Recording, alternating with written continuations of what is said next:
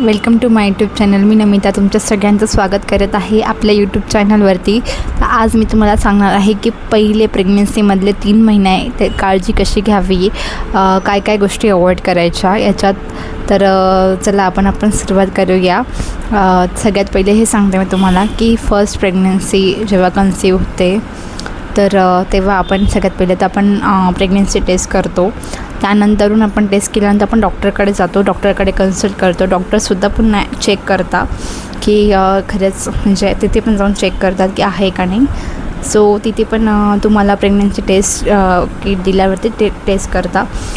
Taste केल्यानंतरून तुमचं result positive असला तर तुम्हाला तिथे प्रॉपर म्हणजे गायडन्स पण सांगतात की काय खायचं किंवा काय गोष्टी अवॉइड करायच्या हे आपल्याला डॉक्टरबरोबर कन्सल्ट करतातच.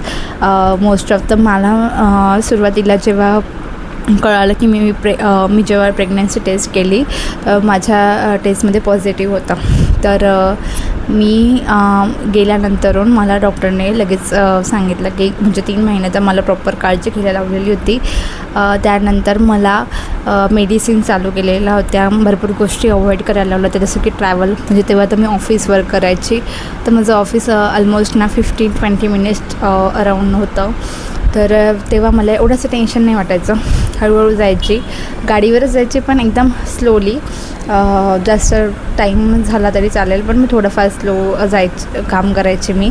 आणि प्लस मी जास्त जड उचलायचे नाही. तेव्हा डॉक्टर अवॉइडच करतात 3 महिने सुरुवातीचे, जड उचलायचं नाही, जास्त वाकायचं पण नाही. प्लस तर मी सांगते की फर्स्ट प्रेग्नन्सीमध्ये तर सुरुवातीला आपल्याला 3 महिने खूप म्हणजे कोणाकोणाला होतात. आता ऑलमोस्ट सर्वांचं सेम असतं असं नाही आहे प्रेग्नन्सी जर्नी. मला तर सुरुवातीचे 3 महिने खूप जास्त त्रास झालेला होता पहिल्या प्रेग्नन्सीमध्ये पण, आणि त्याचा सेकंड प्रेग्नन्सीमध्ये तर झालाच होता. पहिल्या प्रेग्नन्सीमध्ये पण मला एवढंच व्हायचं की जास्तीत जास्त मळमळच व्हायची, उलटी जास्त नाही व्हायची किंवा चक्कर वगैरे असं एवढं जास्त नाही यायचं. फक्त मळमळ होऊन जायची. म्हणजे मला कोणत्या पण स्मेल आली किंवा असा कोणता पण वास आला तर मला डायरेक्ट मळमळ होऊन जायची. आणि उलटी मी म्हणेल एखाद्या वेळेस मला उलटी झालेली असेल, 1-2 वेळेस झालेली असेल. बाकी मला फक्त स्मेलनेच हे होऊन जायचं, त्रास होऊन जायचा. बाकी तर माझी प्रेग्नन्सी म्हणजे मला सुरुवातीपासूनच म्हणजे त्रास व्हायला लागलेला होता.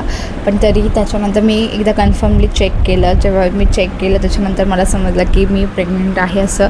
आणि तेव्हा मी लगेच डॉक्टरकडे गेली, डॉक्टरसोबत कन्सल्ट केलं. आणि त्यानंतरून मला डॉक्टराने काळजी घ्यायला लावली, मला व्यवस्थित प्रिकॉशन घ्यायला लावले, मेडिसिन्स दिल्या.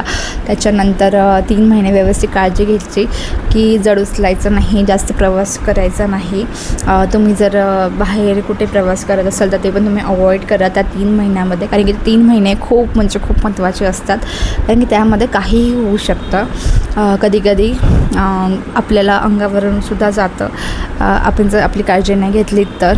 आणि कोणाकोणाला डॉक्टर सांगतातच की तुम्ही पहिल्यापासून सुरुवातीपासून सांगतात की बेड रेस्ट वगैरे घ्या. तर आपण डॉक्टरच्या तेवढा याच्याने चाला की डॉक्टर जसं सांगते तसं आपण फॉलोअप घ्या.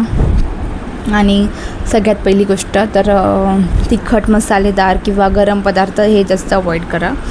मी तर तेच करायचे. मी जास्त गरम तर काही खायचीच नाही, कारण की सुरुवातीचे 3 महिने तर जास्तच नाजूक असतात. त्याच्यामुळे गरम म्हणजे फिश वगैरे ह्याच्या गोष्टी असतात, जसं की आंबे पण असतात. म्हणजे आता उन्हाळा आहे तर मोस्ट ऑफली त्यांची प्रेग्नन्सी कन्सीव्ह असेल किंवा 3 महिन्यापर्यंत त्यांचं असेल तर त्यांनी ते फिश किंवा मोस्ट ऑफ आंबे हे खाऊच नका, हे अवॉइड करा जास्तीत जास्त. आणि ते जर तुम्ही खाशाल तर डेफिनेटली ब्लडिंग होणार आणि गर्भ पडून जाणार. तर ते अवॉइड करा.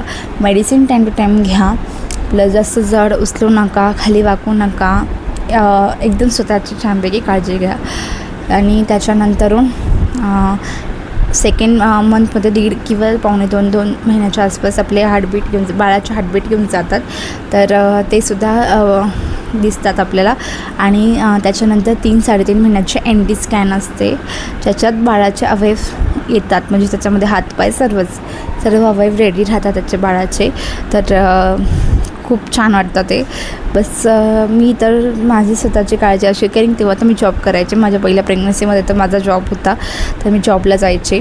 तर माझं दिवसभर असं असायचं की सकाळी उठल्यानंतर मी ड्रायफ्रूट्स वगैरे सध्या सुरुवातीचे 3 महिने तर मी असं काही घेतलेलंच नव्हतं. फक्त माझा नाश्ता, जेवण आणि मेडिसिन आणि बस. जास्त एवढं दगदग करायची नाही. गाडीवरती पण बसताना मी वन साईडच बसायचे. मी तेव्हा अवॉइडच करून टाकलेलं होतं. असं म्हणजे आपण डबल सीट म्हणतो ना, बसतो ना, असं बसायचं नाही. ते थोडं अवॉइड करा. त्यानंतर ट्रॅव्हल तर अवॉइडच करा. माझं ऑफिस जास्त लांब नव्हतं, तेव्हा 50-20 मिनिट्स अराऊंड होतं. तर एकदम स्लो गाडी चालायचं, त्याच्यामुळे टेन्शन नव्हतं मला. आणि बाकी स्ट्रेस नका घेऊ, ते इम्पॉर्टंट आहे. स्ट्रेस जर तुम्ही घेशाल तर ते इम्पॅक्ट बेबीवरती पडेल आणि तेव्हापासून तुम्ही स्ट्रेस घेणं बंद करा. जेव्हापासून तुम्हाला माहिती आहे की तुम्ही कन्सीव्ह केलेलं आहे तेव्हापासून तुम्ही स्ट्रेस घेऊ नका. मेडिटेशन घ्या, मेडिटेशन करा रोज. एक्सरसाइज करताना कधी पण डॉक्टरसोबत कन्सल्ट करा. कारण की मी जेव्हा म्हणजे डॉक्टरांना विचारलेलं होतं तेव्हा डॉक्टरने 3 महिने तर मला नाही सांगितलं काही एक्सरसाइज वगैरे करायला. पण त्याच्यानंतरचे 3 महिन्यानंतर मला त्यांनी सांगितलं की तू थोडं वॉक करत जा. म्हणजे तू पहिले सेकंड ट्रायमिस्टर तू वॉक कर, थोडं वॉक वाढव. नंतर मी हळूहळू अर्धा तास चालायची. अर्धा तासानंतर हळूहळू मी 1 तास चालायला लागले. म्हणजे कंपल्सरी मी 1 तास चालायची. कारण की दिवसभर असं होतं की बसून काम असायचं माझं. त्याच्यामुळे मला वॉक करणं हे खूप जास्त इम्पॉर्टंट होतं. मी पहिल्या प्रेग्नन्सीमध्ये इतका वॉक केलेला आहे ना, 1-1.5 तास म्हणजे मी वॉक केलेला आहे. खूप जास्त चालायची मी. म्हणजे रात्री मी घरी आले का जेवण वगैरे झालं माझं आणि टाईम टू टाईम जेवण असायचं. ते जास्त इम्पॉर्टंट आहे. तुम्ही खूप टाईम टू टाईम तुमचं शेड्यूल ठरवा. जर तुमचं शेड्यूल व्यवस्थित असेल ना, तुम्हाला काहीही प्रॉब्लेम होणार नाही. आणि जर तुम्हाला सुरुवातीला 3 महिन्यापर्यंत जर जास्तच मळमळ होत असेल, उलट्या होत असेल, तर तुम्ही डॉक्टरला सांगूनच म्हणजे त्या डॉक्टरला विचारूनच तुम्ही मेडिसिन्स घ्या. त्या मेडिसिन देतात ते, किंवा खूप जास्त त्रास झाला तर मेडिसिन देतात, नाही तर IV लावता. मला तर सोबत तेच झालं की या सेकंड प्रेग्नन्सीमध्ये मोस्ट ऑफ. फर्स्ट प्रेग्नन्सीमध्ये तर मला तसं काही लावायची गरज नव्हती पडली. पण सेकंड प्रेग्नन्सीमध्ये खूप जास्त त्रास झालेला होता. मग त्यामुळे मी जास्तीत जास्त ते IVच लावलेली होती. कारण की माझं BP पण लो होऊन गेलेला होता. सेकंड गोष्ट ही की तुम्ही दुसऱ्या मेडिसिन अवॉइड करा. जे तुम्हाला समजा तुम्हाला ताप आला असेल किंवा तुम्हाला सर्दी, खोकला, कोणती पण मेडिसिन असेल, पहिले डॉक्टर्सशीच कन्सल्ट करा. त्याच्याशिवाय तुम्ही स्वतःच्या याच्याने ती मेडिसिन घेऊ नका. रिस्क राहते तर त्याच्यामुळे तुम्ही ते अवॉइड करा. कारण की जेव्हा मला माझी फर्स्ट प्रेग्नन्सी कन्सीव्ह झालेली होती तेव्हा मला झालेला होता. म्हणजे तेव्हा मी आजारी पण पडलेली होती, खूप जास्त आजारी पडलेली होती. तेव्हा मी डॉक्टरकडेच गेलेली होती. माझ्या जवळच्या फिजिशियनकडे पण गेलेली होती मी. तेव्हा त्यांना मी सांगितलं की मला असं आहे, कन्सीव्ह आहे, बट तुम्ही त्याच्या थ्रूच मला मेडिसिन द्या. त्यांनी त्याच्या थ्रूच मला मेडिसिन दिलेले होते. तर फिजिशियनवाल्यांना पण तुम्ही सांगितलं की प्रेग्नन्सी आहे, कन्सीव्ह आहे, तर ते त्यांच्या म्हणजे ते एकदम हाय पॉवरच्या गोळ्या पण देत नाही, एकदम लिमिटेड गोळ्या असतात त्यांच्या.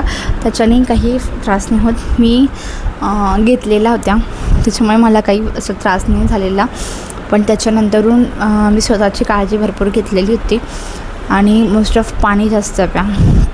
पाणी खूप इम्पॉर्टंट आहे तुमच्या शरीरामध्ये आणि बेबीसाठी पण. कारण की बेबी बनण्यासाठी त्याच्या आजूबाजूला पाणी असणं हे खूप जास्त इम्पॉर्टंट आहे.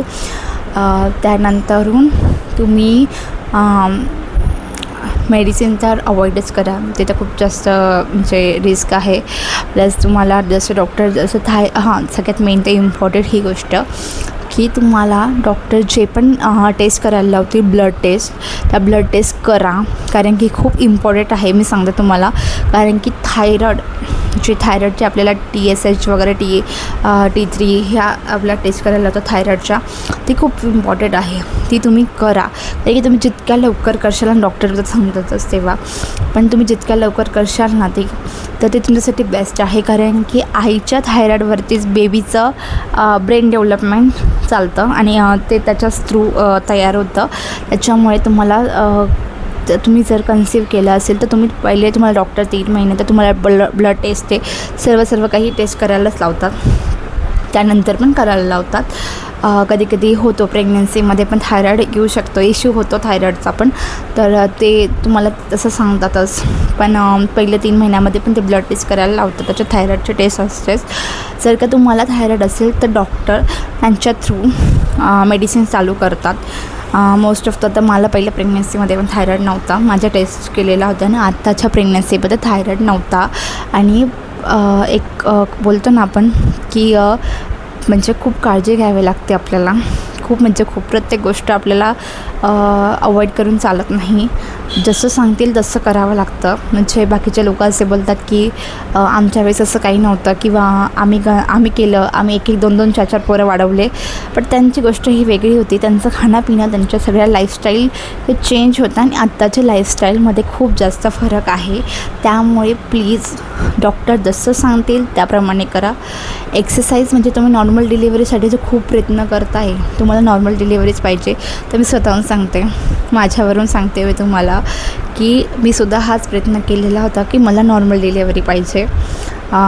कारण की मला सी सेक्शन नव्हतं, कारण की माझ्या भरपूर घरात, म्हणजे माझ्या घरात नाही, इकडे सासरी भरपूर जणांच्या सीझर झालेला आहे. तर त्यांचा तो त्रास बघून मला असं वाटलं की नाही करायचं मला पण सीझर. खूप त्रास होतो, पुढे जाऊन तब्येत किंवा आपल्याला हेल्थ इश्यू स्टार्ट होतात. बट मी बोलेल की असं आपण ते ठरवतो ना, ते कधी कधी होतं सक्सेस, किंवा कधी कधी होत नाही. तर प्रत्येक गोष्ट असं ठरवूनच करू नका, तुम्ही करा, पण थोडंसं लिमिटेशन पण ठेवा. जास्त होप ठेवू नका त्या गोष्टींमध्ये, असं मला वाटतं. मी खूप होप ठेवलेले होते, खूप जास्त होप ठेवले होते.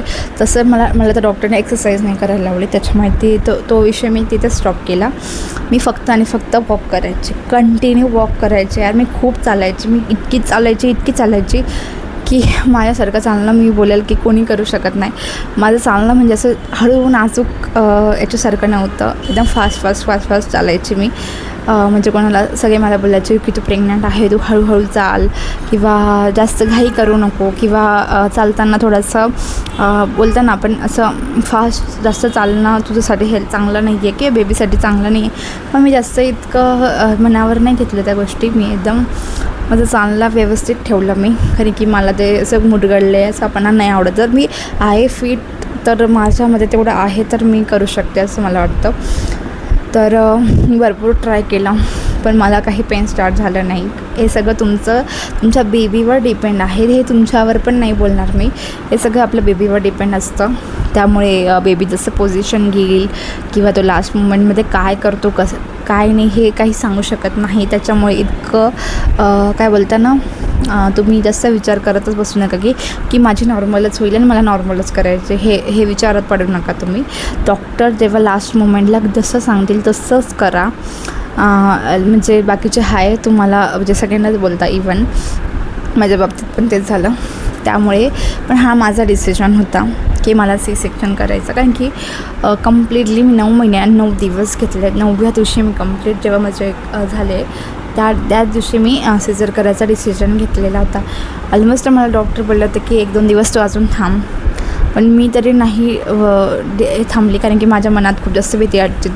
कारण की माझा फर्स्ट बेबी होता आणि मला कोणत्याही गोष्टीत रिस्क घ्यायची नव्हती. कारण की आपण छोटीशी पण म्हणजे आपण रिस्क घेतो आणि आपण आपला शहाणपणा पण करतो, आणि नंतर खूप काही गोष्टी बघायला भेटतात.